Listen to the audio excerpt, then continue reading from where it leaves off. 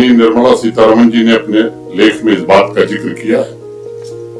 प्रधानमंत्री जी ने पूरे देश को निराशा के दलदल से बाहर निकालने का काम किया है।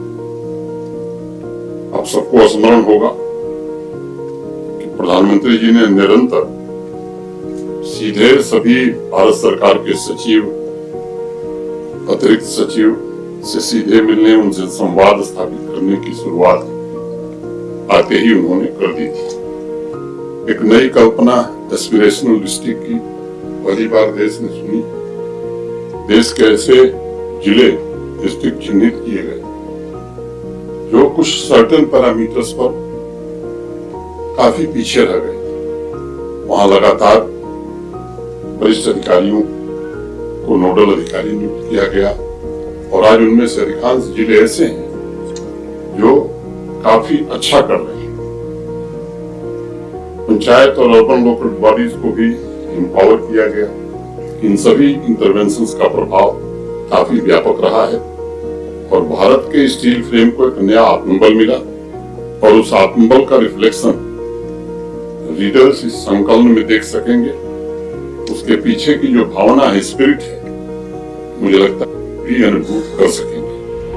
लक्ष्य साधना और उसे सिद्ध करना केंद्र सरकार का, वर्तमान भारत सरकार का एक नया नियम है। अनेक परिणाम उसके मिले हैं, चाहे वो 25 करोड़ लोग गरीबी रेखा के बाहर निकले हों, अपनी संस्कृति, अपनी जड़ों को मजबूत करते हुए भेदभाव रहित एक ऐसी नई व्यवस्था कायम करने में सरकार को सफलता मिली है, जिसमें काफी हद तक जाति भेद, वर्ग भेद, छोटे बड़े के भेद समाप्त हुए हैं। एक ऐसी सामाजिक संस्कृति विकसित हो पाई है जिसका सामूहिक ध्येय है कोई अशिक्षित न हो, जहाँ युवाओं और किसानों को अवसर तथा सम्मान मिले, नारी शक्ति को उसके सभी अधिकार प्राप्त हों।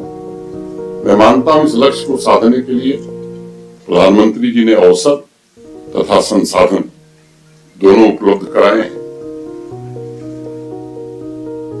चर्चा हो रही थी जनधन अकाउंट की। 14 के पहले की स्थिति, आधी आबादी के पास अकाउंट तक नहीं था, बैंक का दरवाजा ही नहीं देखा था लोगों ने।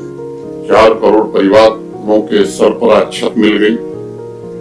50 करोड़ नए बैंक अकाउंट, 4 करोड़ पक्के घर, 12 करोड़ टॉयलेट, 11 करोड़ परिवारों तक एलपीजी सिलेंडर ये पहुंचाकर मैं समझता हूं कि युगांतकारी कार्य भारत के प्रधानमंत्री जी ने किया।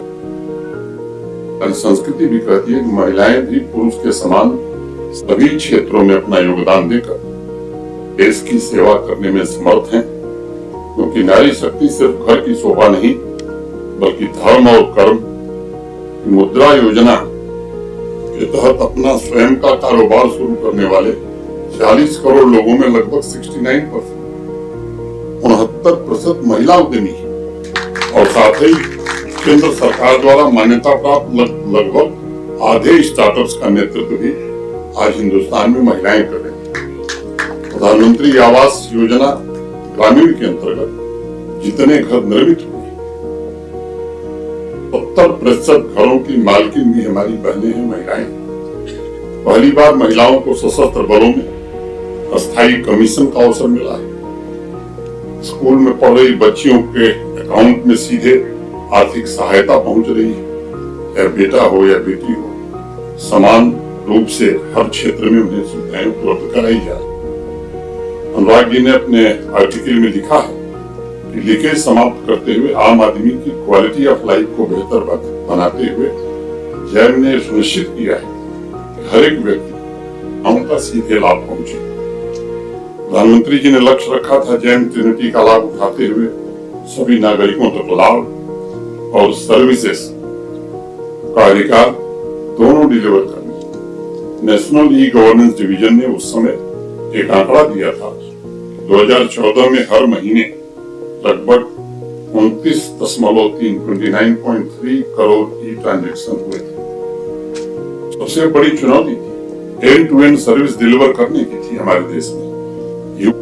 इसको न्यूनतम करना था और जैसा पहले ही कहा उनके भाषण में ही टेक्नोलॉजी का जिक्र आया है, maximum governance and minimum government के संकल्प को निश्चित रूप से काफी हद तक साकार करने मिली है। इतिहास इस बात का साक्षी है। इस कार्यक्रम के सीमलेस इम्प्लीमेंटेशन से गुड गवर्नेंस के क्षेत्र में नए कीर्तिमान स्थापित हुए हैं। योजनाओं के सिचुएशन में मदद मिली है। देशवासियों के जीवन में भी एक बड़े समूह में आमूलचूल बदलाव आया है। गुड गवर्नेंस के नए प्रतिमान चैप्टर में श्री बी श्रीनिवास जिन नेक्स्ट जनरेशन रिफॉर्म्स की चर्चा की है, उन्होंने गवर्नेंस मॉडल में आए परिवर्तन, आम जनता की शिकायतों के तुरंत निवारण, डिस्ट्रिक्ट गुड गवर्नेंस इंडेक्स और लगभग सभी सेक्टर में डिजिटली ट्रांसफॉर्म्ड इंस्टीट्यूशंस की भी विस्तार से चर्चा की है।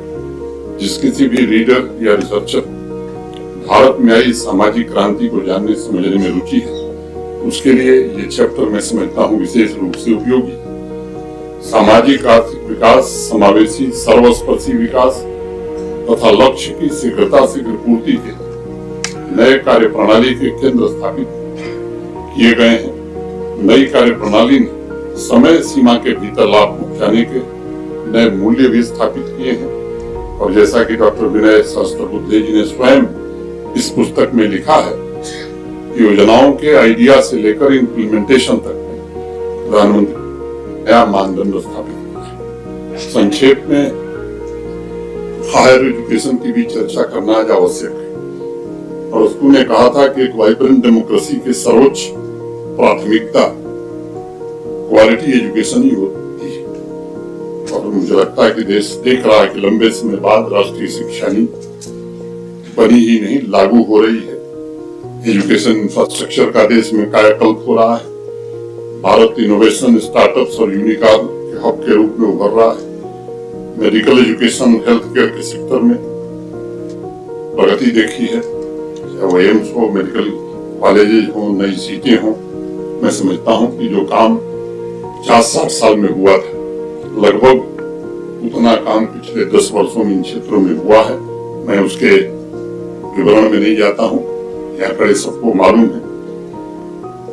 हायर एजुकेशन सेक्टर में सभी रिसोर्सेज को उपलब्ध कराकर प्रधानमंत्री जी ने सुनिश्चित किया है कि अमृत पीढ़ी अपनी पूरी क्षमता से नए भविष्य का निर्माण कर सके। जम्मू कश्मीर के व्यापक बदलाव के अलावा कैसे एकेडमिक इनोवेशन और जेएनके टाइकाथॉन ने इनोवेटिव आइडियाज की क्रांति का प्रतिनिधित्व किया है, उस पर प्रोफेसर परीक्षित सिंह मनहास तथा प्रोफेसर उन्नत पंडित ने बहुत ही इंटरेस्टिंग आर्टिकल लिखी है।